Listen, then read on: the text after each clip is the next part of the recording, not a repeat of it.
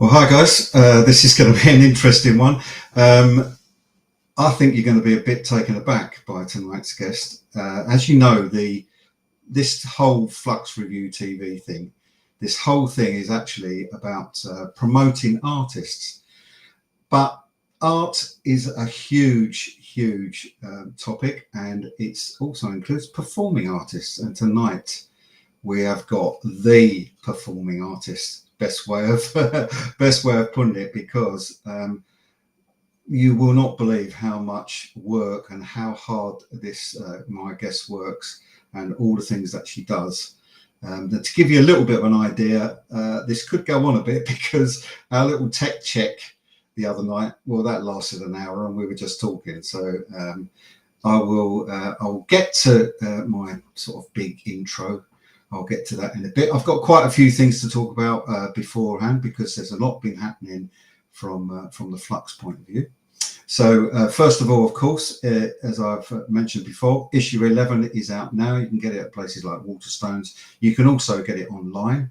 It's full of, as you can see there, artist interviews, lots of things going on in the art world. And most of the people that do get featured in the artist interviews, some of them I've interviewed on here, but a lot of them always exhibit at Flux. And the other thing as well that's now also new and coming soon is the Collectible Club.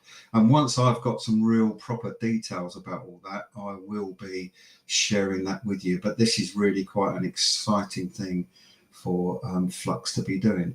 But big news, which was announced just after I finished my show last week, so I couldn't tell you last week, is that the Flux Exhibition 2025, Marylebone, 15th to 18th of May. And if you are an artist watching this, submissions are open. So go to fluxexhibition.com, get your entry in, and with a bit of luck, we will be seeing you in May. And there's every chance that you'll be jumping on here with me beforehand for an interview. I know how hard Lisa's been working on this. And it's really starting to become a real big thing every summer. Moved it back to May again because it was July time last time, but prior to that, it's always been in May. So that's when the next one's going to be, and be quite amazing. So what I'm also going to do is about halfway through tonight, I'll just do a little quick video to show you what Flux is all about. So tonight's guest, I don't even know where to start. I've known tonight's guest 10 years. We worked out earlier, and first met her when I was doing my second exhibition at the Lincoln Steampunk Festival, and she was wearing a mask, so I couldn't actually see what she looked like at all. But she did actually say to me, "Oh my word, I'd love to be in your Imaginarium," and that's how it all started, really. And then I've photographed her an awful lot. Some of the pictures behind me on the wall you can see there are all her. But tonight is about the fact that she is a performing artist, and she is truly amazing. So I'm going to start with her. I've not done this video because, as you know, every week I generally create a video for my guests, but this is her show reel, and this is Scarlet Butterfly.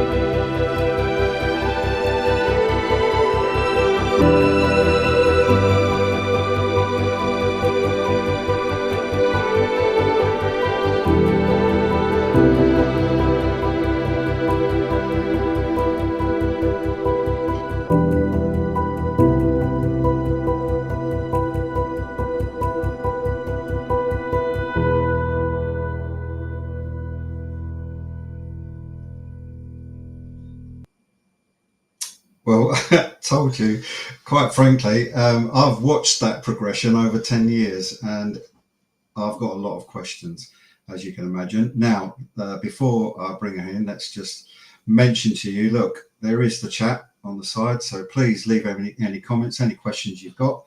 Looks like we've got a few. And well, Lisa herself, who organises Flux, has actually said, amazing, beautiful, so striking. I would love to see you at Flux. Absolutely, we'll have a chat about that too. So quite amazing, quite fantastic to have her on. So let's just bring her in now and say hello, Scarlet Butterfly. Hello. Hi. I'm going to. Glasses on, I'm afraid. Oh dear, no.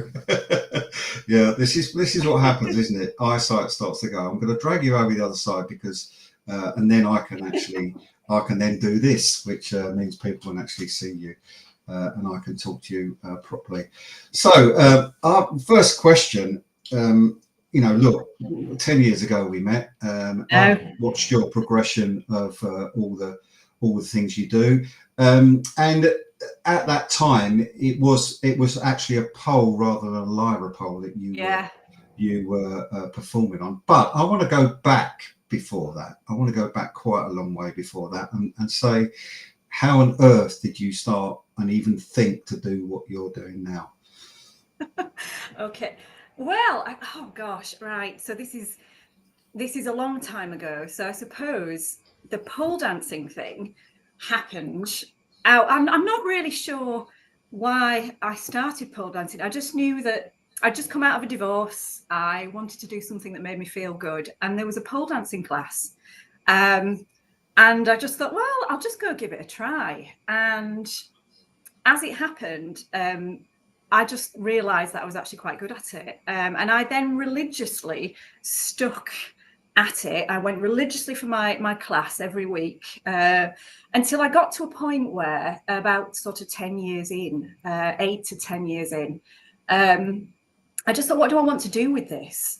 And around the same time, I started to get into cabaret. I started to go to burlesque shows, and I was really inspired by some of the burlesque performers that I was seeing. And I just thought, you know what, I could do this. I could actually bring in some kind of inspiration from cabaret and burlesque and combine that with my aerial work. And that's what I did. And that's really how it started. But you're, with all due respect, you're making it sound a little bit easy. I know it's not. I can remember at one, you performed a couple of times, but you did it at Comic-Con.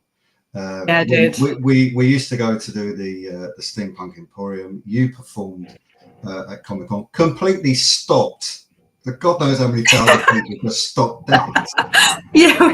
But I think what people need to understand is how difficult it is, because it is difficult. I thought one Comic-Con I was introducing you, and I thought, I'll have a go on the pole, make out it's going to be me. You've got to be joking. Got to be joking. Thought, the Scarlet Butterfly can't make it. You've got me. No, it wasn't that at all. And I think also, not only is it difficult, but why I say, and this is why I wanted you to come on, is just explain the process, because when you are putting a new act together, this is not just, there's so much work I know goes into it, because you've got the music, you've got to work out the choreography, and then you are heavily involved in actually designing your costumes, coming up with the ideas that you want. Some bits you make yourself. But the whole thing has to fit whatever the act is. Yeah, I think it's a little bit like having a baby. So it actually takes weirdly about 9 months. I've noticed that on average, all of my acts take about 9 months from start to finish. I mean, it does vary a little bit, but I have to have an idea, and I've always got an idea. As soon as I finish and complete one act, something else comes into my head. Yeah. It's just like a constant sort of creative role that I'm on. But yeah, so I have to have the idea, but then it's time consuming, because what I have to do is that I have to work out what the music is going to be. I have to find the right music, and that probably is one of my biggest challenges, actually. I find it really difficult. I know what I want. I almost need a composer. There's any composers out there? That's what I need. Sometimes I need a very specific piece of music. I then need to create costumes that work technically as well, because obviously I'm hanging upside down, and I usually have a lot of stuff going on my head. You know, I always have headdresses on. They have to stay on while I'm hanging upside down, or, you know, holding myself at a right angle off the pole or the hoop. So I have to make sure that they work technically. And then I have to create a choreographed routine that works and tells the story. So whatever it is I'm trying to do in the act, the story needs to be there, and the moves have to reflect that. So it takes a long time, and I have a time job as well. Well, yeah, I was going to say that this is not your it's not your job. And just give people a little bit of an indication what your job is, because they're going to go, what? Yeah, so I am. I'm an academic. That's my job. I'm an associate professor in research and evidence-based practice. But we don't really want to talk about that tonight, do we? Because that's boring compared to this. Yeah, and I know also that, you know, if you could have done this full time, you would definitely have gone down that route. I probably would have done it part-time, because I think that actually I love this so much that if I were to be relying on it for a full-time living, I might not love it quite so much, because I'd have to fight more for the opportunities. The performing arts industry is on its knees and struggling all the time.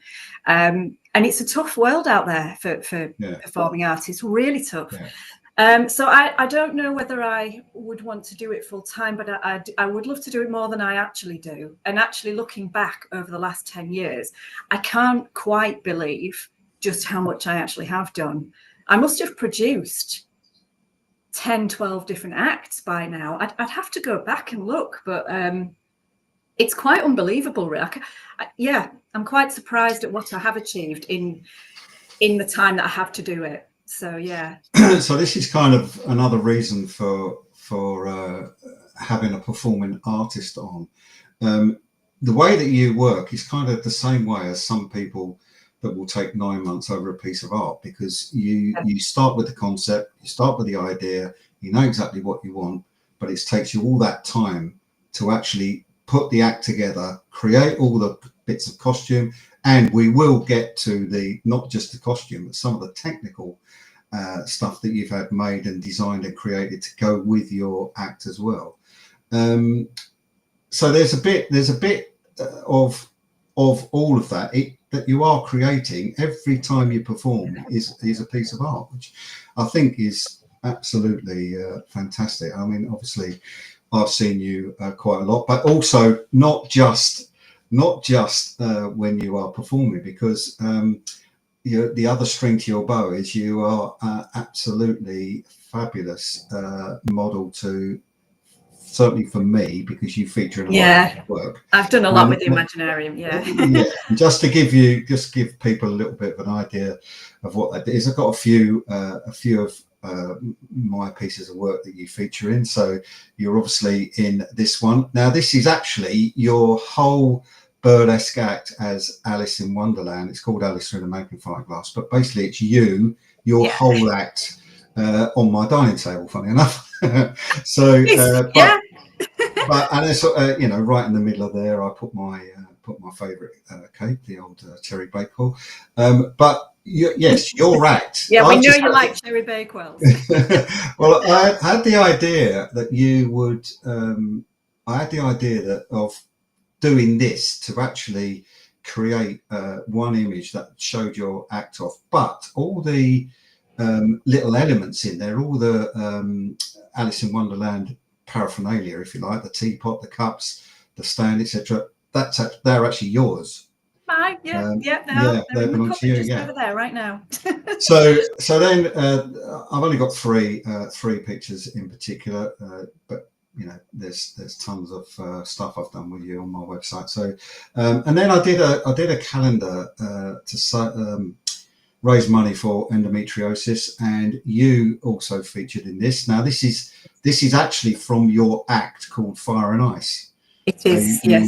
This is the costume that you created. Now, people can see when they're looking at that, when they look at the horns on your head, who are the people who make those things, those kind of things for you? Yeah, so I will have a very clear idea of what I want the costume to look like. And if you put me in front of a sewing machine with some fabric, I will be hopeless. But I am very good at crafting certain bits of it. So in this particular picture, the corset, I have a corsetier called White Phantom, and she makes all of my corsets. She's just outstanding.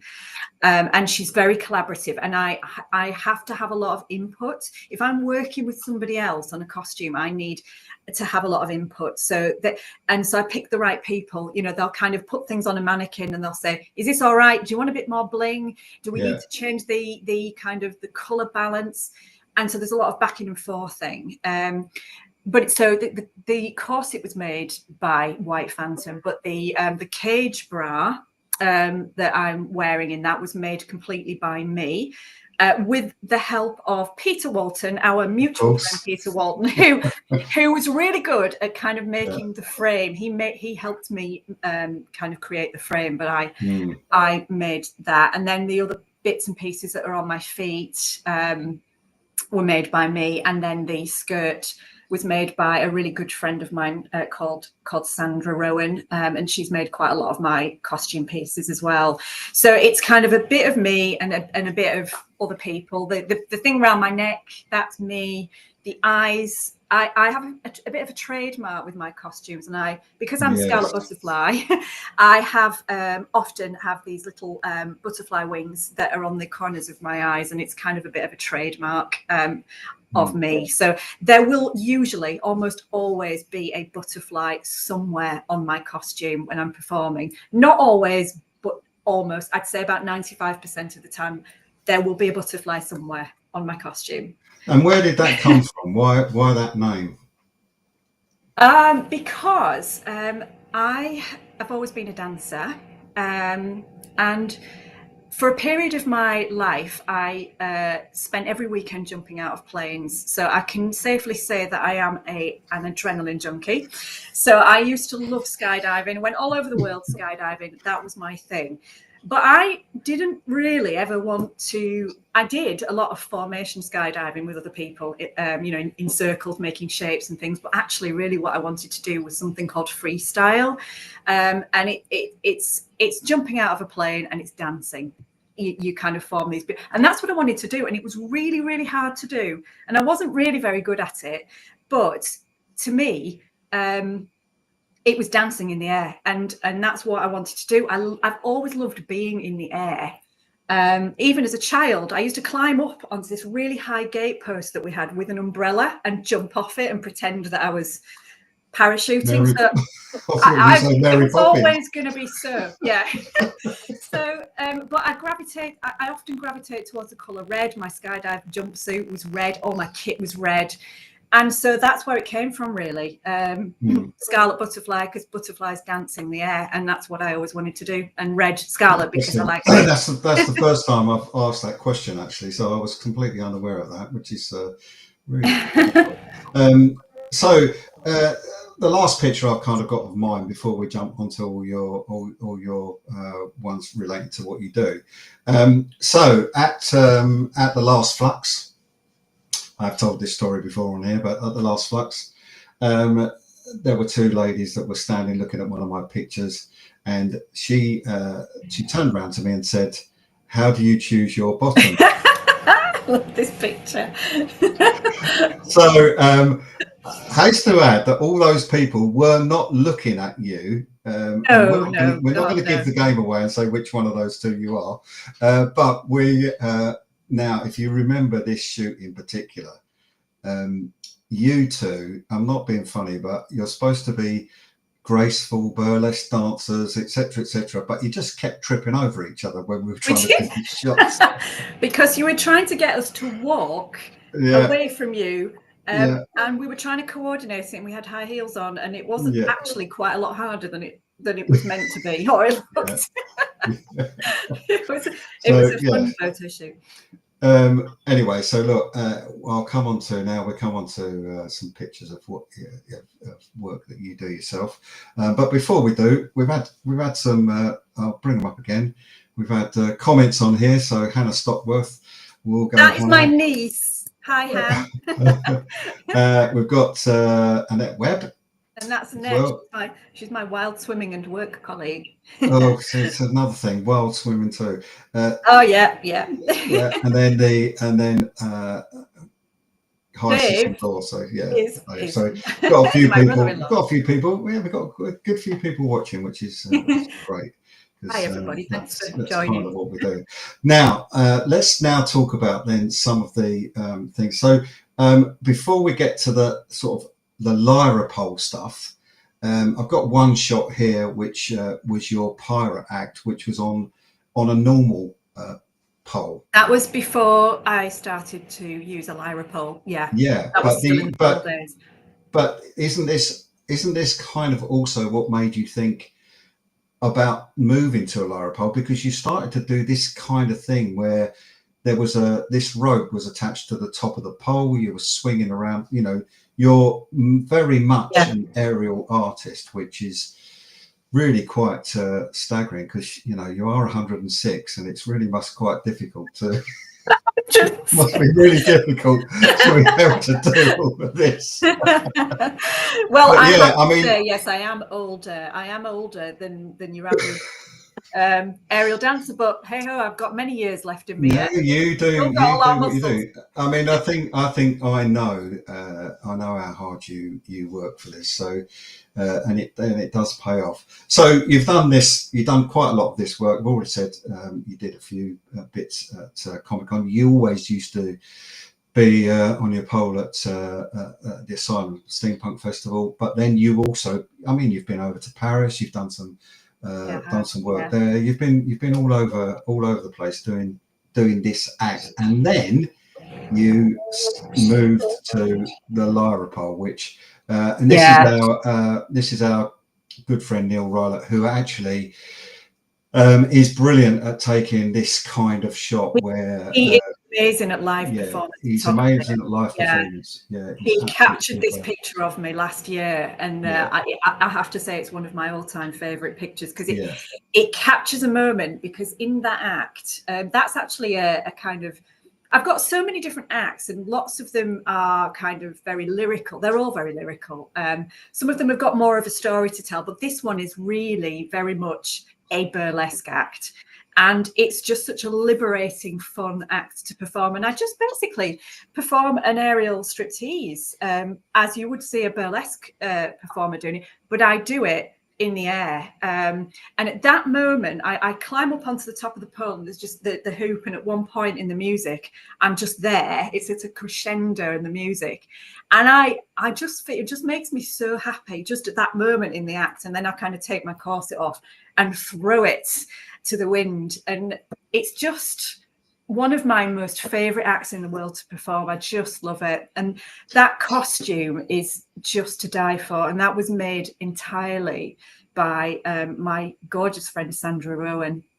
Apart from the headdress, which was made by Heather Hayden. I've got to give her a shout out, because she makes a lot of my headdresses, and she's incredible too. Yeah. But those two have never met each other. You can see that the collaboration in terms of, I'll be sending pictures to Sandra, I'll be sending pictures to Heather. Look, this is what you're all making, and it somehow just comes together, even remotely. And so that's a kind of one of my favorite moments and one of my favorite acts.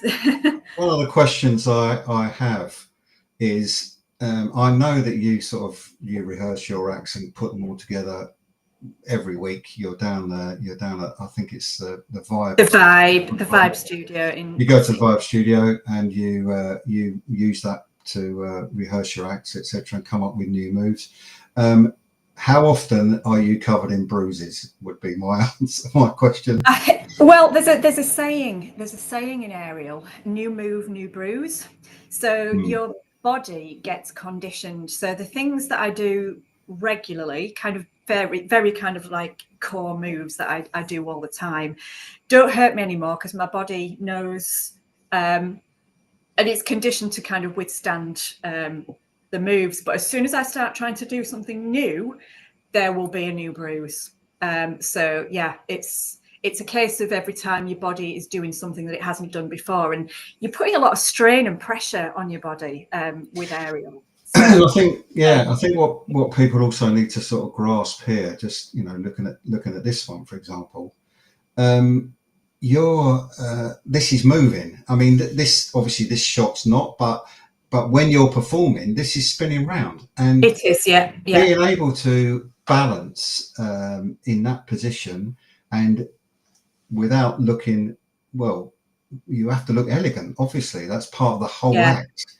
Is looking elegant. And also, I know, obviously, I've watched how you've progressed over the years and how your ability is from when you first started doing this to when you are now at the point you're at now. Your moves and transitions between moves have become so much more graceful. And I imagine that, and we have had this conversation before, but I imagine that bringing out the move is one thing. Taking that move to the next one is possibly the hardest bit. Yeah, it's incredibly difficult. Yeah, so you do, and people will go to classes and they're keen to like get a particular move, and they'll go class, week after week after week, and they'll really work on this one particular move, and then it's a massive achievement when they've actually mastered that move.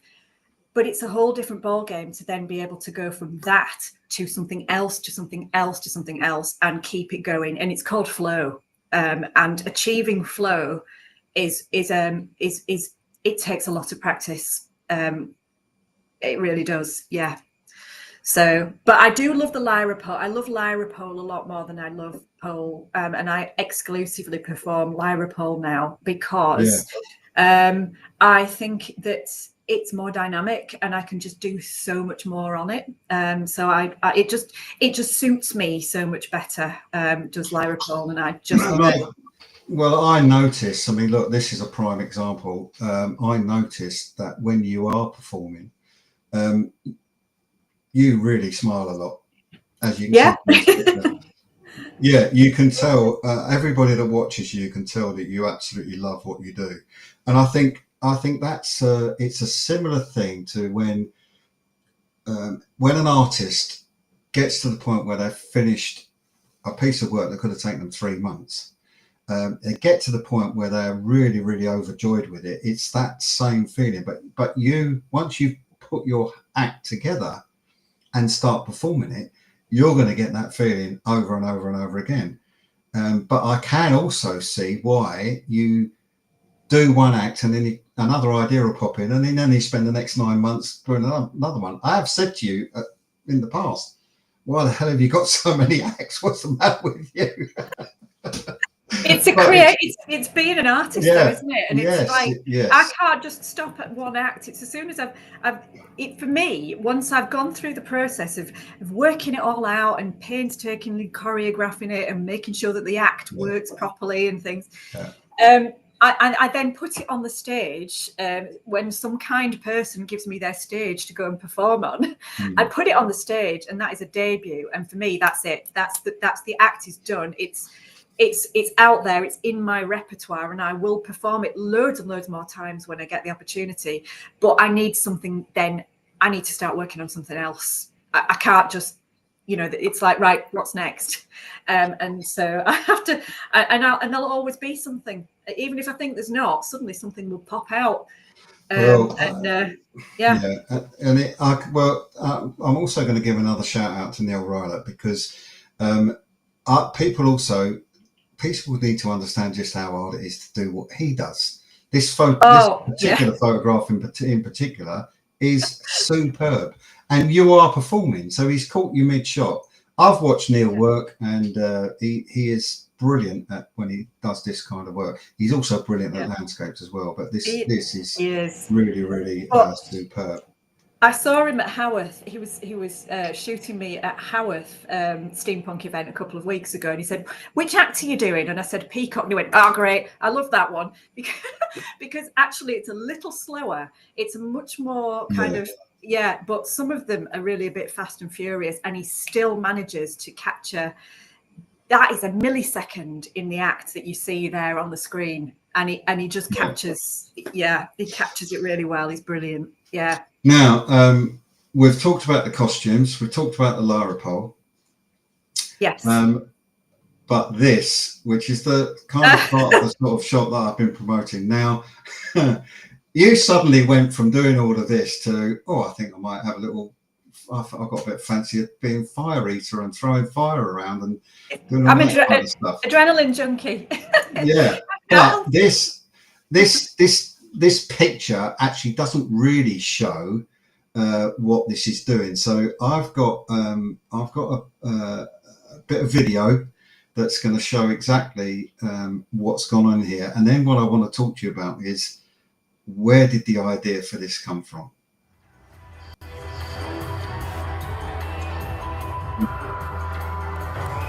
So if you look at the bottom of your Lyra pole, you've got a contraption. I have got a contraption, yes. So this is an act called Firewheel, and I had the idea for this because I'm also a fire performer. So yeah, what I decided was, hey, you know what? I've been doing fire performing for a little while and combining that. Yeah, so I've been doing fire performing. Yeah, just going to bring that back a touch. So you can see there. So the thing that's down the bottom there, that in that bit of film, where'd you get the idea for that? Who designed that for you? So I designed it. I knew what I needed. So basically, our good friend Peter Walton again, who did the cage, the frame for the cage bar. He is a very talented mechanical engineer, and I knew exactly what I needed, and I thought about it long and hard because there are 3 prongs you can see there, but the technical issues around this were just huge, and this took 18 months to get on the stage. Because at one point I thought, I could have 6 prongs. But then I thought, if I have 6 prongs, I'm not actually going to be able to step onto the platform to be able to get up into the Lyra pole. So I realized quite quickly that was not going to work. So I thought, okay, I can have 3 prongs, but I could have quite long wicks on them. So I spoke to Pete and I said, look, I want to do this. And I drew it out exactly how I wanted it to be. There's a little, what I call a widget. It's something that slides down the pole and then these prongs click in. But I have to prep them with fuel, obviously, before they click onto it. And then it's quite safe. It has these little safety catches. And so I drew it out and told Pete what I needed. And he said, okay, well, you need this, you need that. When I finally went to collect them, he had these lovely holes in the middle. And I said, what are those holes for? And he said, aerodynamics. And he'd thought of all that stuff that I just would not. Well, yeah, otherwise you'd be, most of the front row would be set on fire, I would think, otherwise. So he was absolutely brilliant because he made my vision a reality. And then what I had to do was I had to get the Lyra pole set up in the car park outside, because obviously I couldn't tech this in the studio. So I had to get some friends from the aerial studio to basically stand with fire extinguishers and things while I basically tested this thing out in the car park. And I wasn't sure if it was going to work.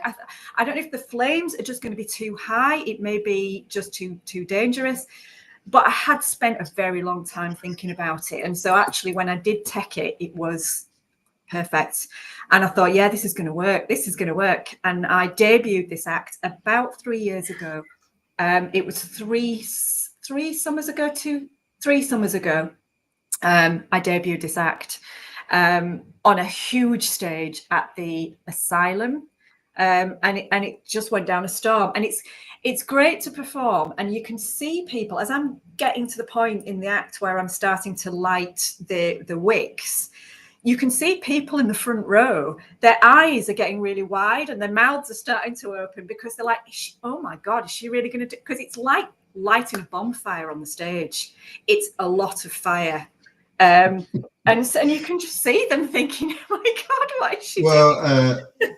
So talking about a lot of fire, I've got another example of.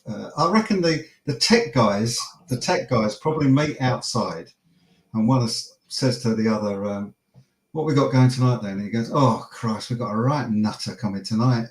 We've got to set fire to her in the car park before we take her in."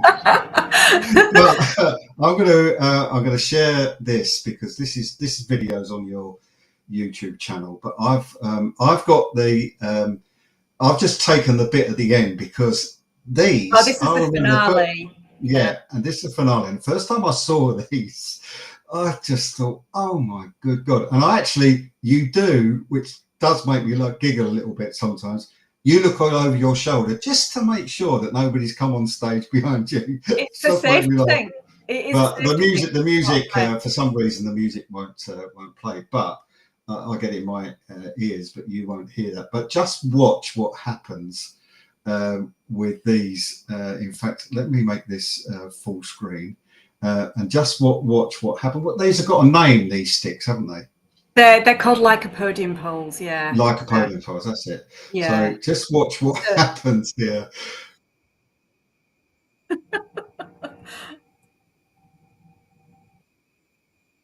Yes. There we go. Speed it up a little bit there, but yes, that's it.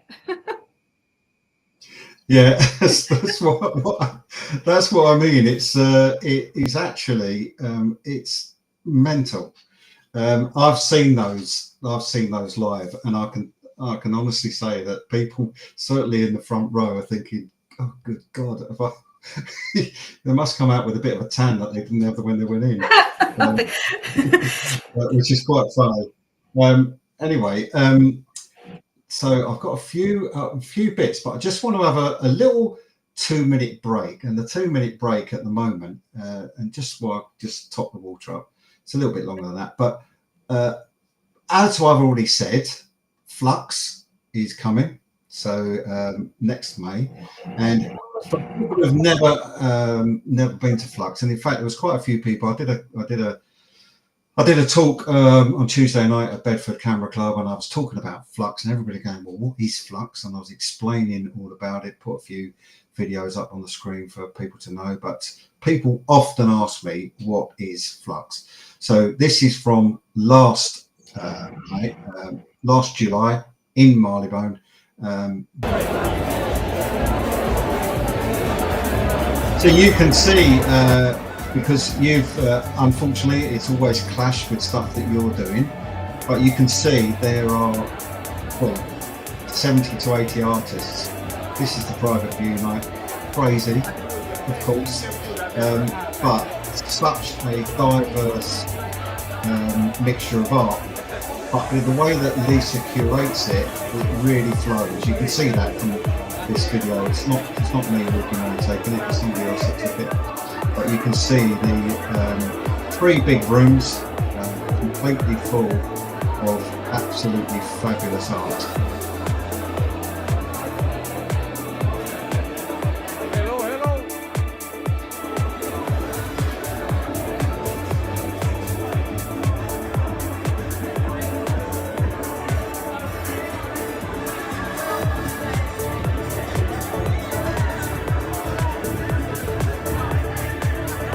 Paolo, he's just been on. Paolo watches every week, so they call him the Wizard of Art. He's just in the middle of that bit of video there.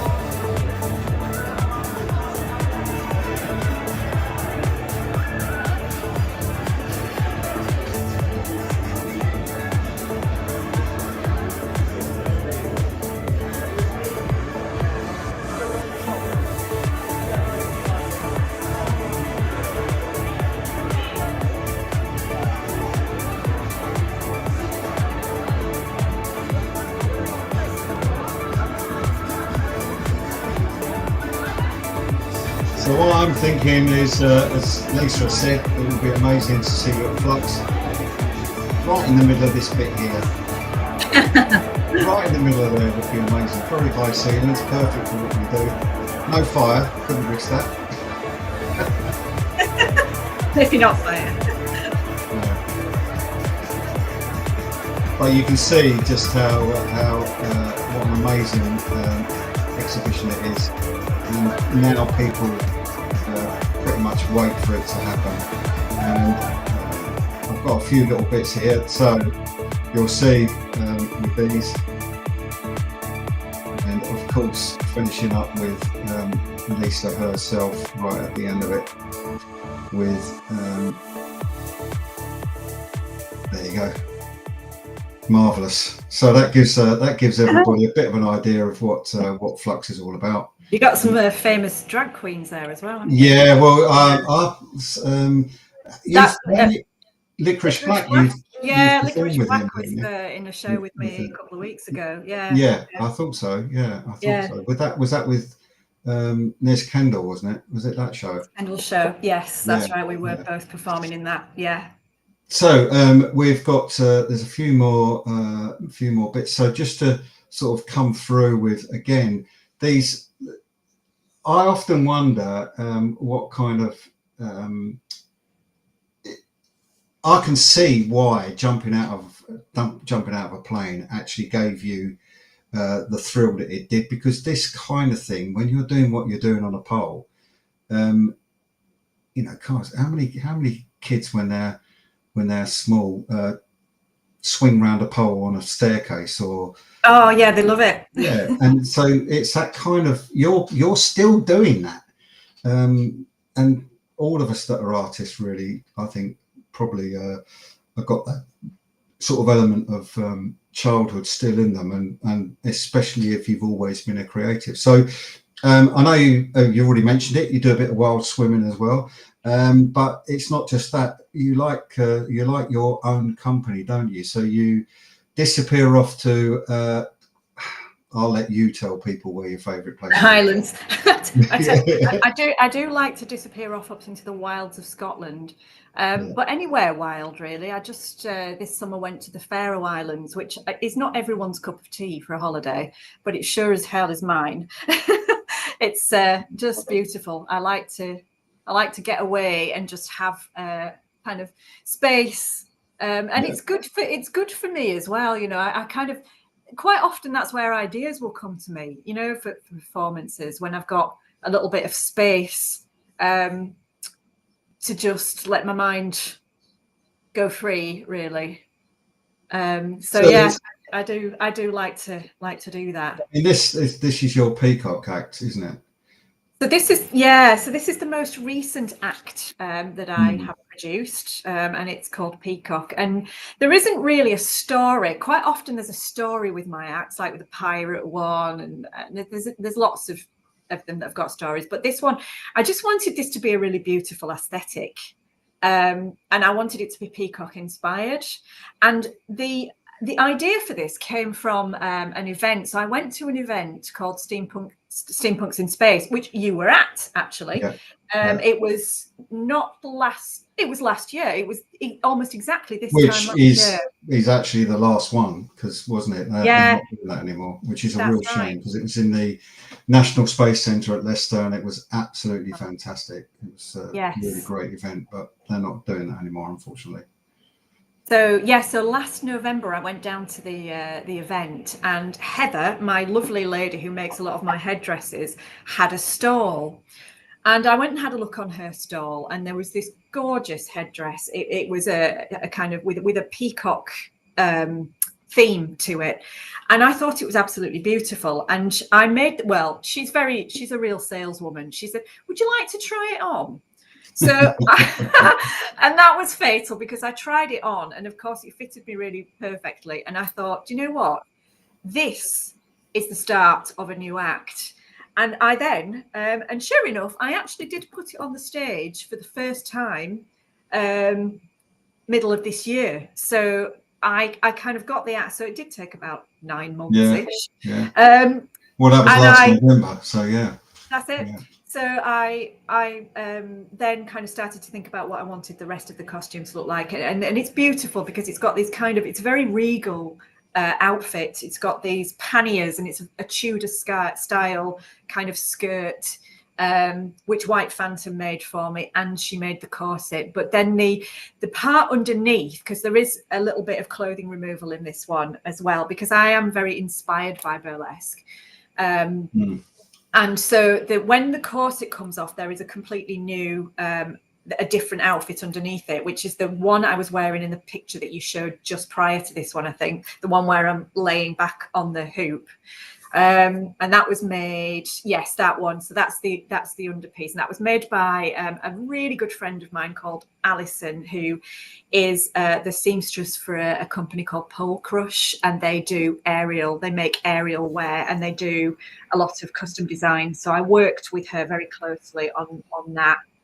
And it took me a very, very long time to find the music. At one point I thought, I don't think I'm going to find the right music. And then I finally came across a track called Time Out from the World by Goldfrapp. And I thought, this is the music. And then I choreographed, because the problem is, if I don't have the music, I can't choreograph the act. So I have to find the music before I can start work on the. So in that case, let me ask: does it always? Is it always the case that the idea for the costume comes first, then the music, then your choreography, or will you hear a piece of music and think, "Whoa, hold on a second, that could be an act"? Yeah. Which comes first? It's all of those things. It's never, I know some people have it's always the costume or it's always the music. But for me, it can be any number of things. Sometimes I will hear the music and think, oh, do you know what? I can sometimes just hear a piece of music and I can see an act in my head. I can see the choreography for it. And other times it will be something small, like I'll see a piece of material or a headdress and think, oh, that's the start of something. Or I'll see a picture in a book and it'll give me an idea. So it's not consistent with me. It just can be. My ideas can come from anywhere really. That's quite interesting. I know I often every time I interview an artist every week, there's certain questions I always ask because I'm really interested. And also, you'll know that from our tech talk, I get a little bit of information, but I also go, don't tell me anymore because I want to be surprised. I don't want to. I've not got a script. Never have a script. This is just a chat. So it's also, I find it quite interesting how we're all artists. We all create our art. We all do stuff. A lot of people, the process is different, but often the idea and the completion are similar. It's the process between, for me, it's the problem solving from first image idea to getting the final thing. And I can tell with you that you come up with this idea of what you do, but it then takes you 9 months to fill in that gap, which is really some amount of work. And I know look, it's not 9 months of working every day because you've got a job, but it's 9 months of seriously hard work, not just mentally and coming up with the ideas you do, but also physically. I mean, physically, it is. I would say anybody out there who fancies having a little try doing a bit of this kind of stuff, go and try it, but also be prepared to suffer a bit of pain because I can tell that it's not an easy thing to be doing. Or I can rephrase it a bit. I know I'm going on here a little bit, but I can rephrase that in that it's not an easy thing to do, or it's not an easy thing to make it look good. It's an aerial is painful. You've got to really want to do it, and it puts a lot of people off the pain because you're pressing your body against all your body weight against a bit of metal, and it's painful. But I do love it, and I love the outcomes of it. And so I train really hard, and I cross train. So I spend time at the weekend in the studio. and I do fairly intensive training on Sunday. So if anybody watches my Instagram feed, there'll always be little videos that pop up sort of fairly routinely on Sunday afternoons, because that's the good bit really of my I'll put the best bits of my training for that afternoon, but I cross train all week, so I do a lot of cardio, classes, boot camp classes, spinning classes, weights, all sorts I do during the week, and then I train aerial at the weekend. Right, so there's one thing that's popped out straight away on this. So this is you where you're doing your training. Yeah. So these are my training. Yeah, these are my training. Yeah, your training videos. Yeah. But what the hell is this? More fire. So again, right. So have you designed this this headdress? This is a really special act, this one, because I had the concept for this during lockdown. We were all stuck at home, and I wanted to create an act, and I wanted to create an act called Fire Sprite, and I knew that I wanted a headdress that would go on fire. I perform with fire fans, which are what I'm holding in that picture. Yeah. But I wanted something that would be like the fan, but that would go on top of my head.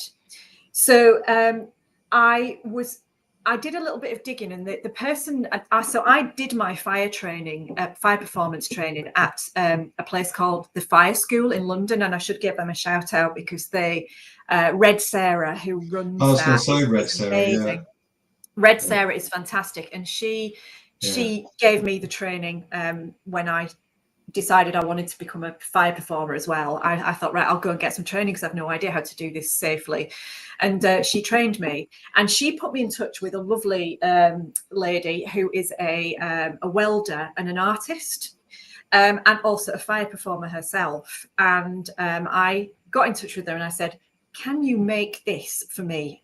And over the lockdown, there was a lot of backing and forthing. And in the picture that you've just shown, I'm also wearing, you can't really see it very well, but I actually created a bodice, a metal frame bodice, which my friend Ray made for me actually, but the decorations around it. So I kind of, again, had the design, I had the idea, but he kind of put the frame together for me.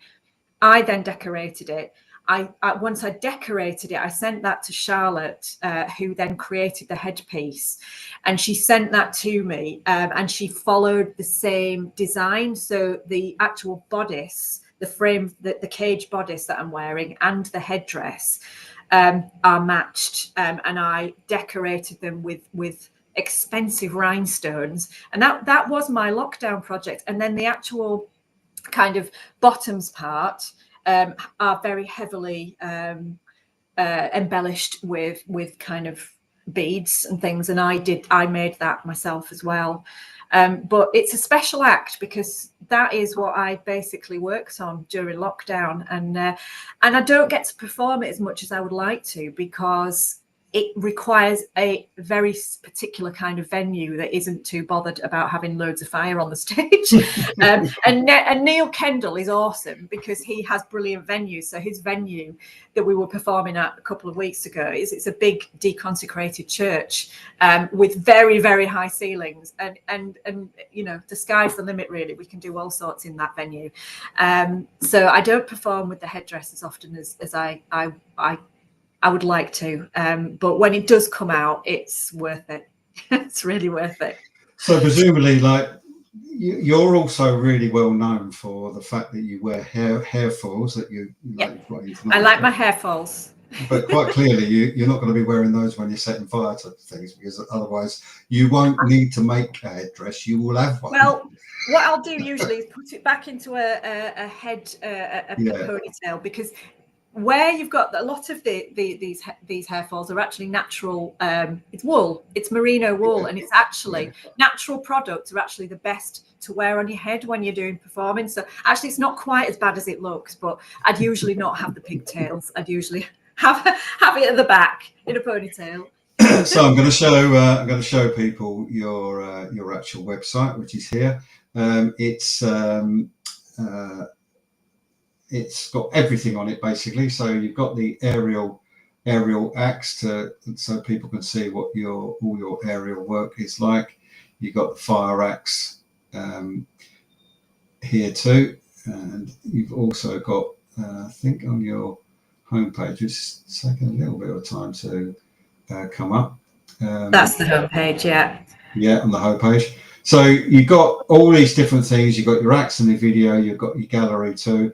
Yes, with quite a few pictures that have been taken or pulled together by you. Obviously, that is your work that we can see. It is, yeah. This was, yeah. This is one that I did, which was effectively the fire and ice. It's my fire and ice act, and you did. Yeah, that promo picture for it. Yeah, it's a hell of a picture. I absolutely love it. Yeah, and it was quite interesting doing the shoot for that because it was. And what I do often tell people is until I started taking pictures of you throwing fire around, I did actually have hair, but it's all this scar tissue on the top or all the burns from you.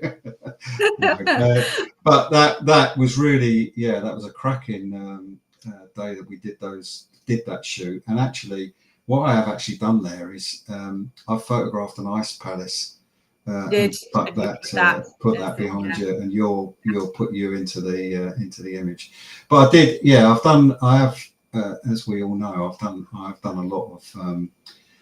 a lot of work with you over the years, and actually I'm going to bring this up because this is another these are mine as well, but that's not why I want to bring them up. It's because where did that go? Yeah, let's hold it there. Let's bring that up. You mentioned about your butterfly eyes, and it's not that one at all, Gary. You've got to go right to the bottom. Oh, it's doing so well. Here we go. And there you go. There they are. Yeah, that's what we were. Yeah, that's one of mine. Because if you look very carefully, you see that you've got clock eyes in that picture. Yes, and that isn't contact lenses. That's what you did. But you did that. But the butterfly wing is my work. Yeah. This is another one, isn't it? I love that picture. Yeah. So this was anyone for tea, basically. Yeah. But it's Alice. But